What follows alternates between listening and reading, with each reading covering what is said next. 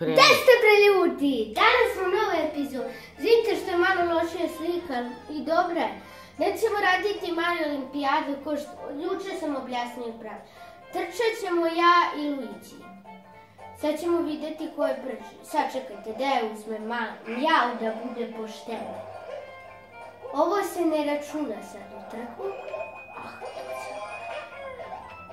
Ajde, dođi na poljanu. Luigi. Sad čekaj da dođemo odavde do tamo. 3, 4, sad!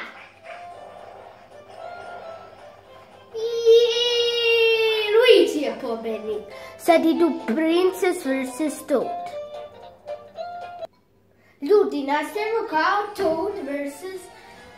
Peach. Opet moramo znate već šta, mislim da će pobediti Toad. Deluje mi, ali ajmo. Tamo, Peach. Ne znam da li je to muško ili žensko, to stvari sam.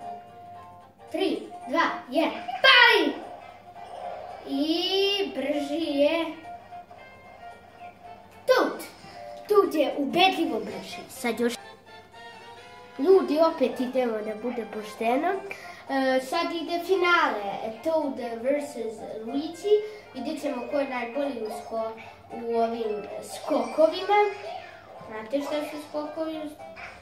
U ovim brzini, a sutra će biti, možda sutra, najvjerovatnije sljedeće nedelje u petak, ili mala šansa sutra, skakanje u daljinu. A sad 3, 2, 1. I naš pobjednik, The Toad, najbolji u trčanju.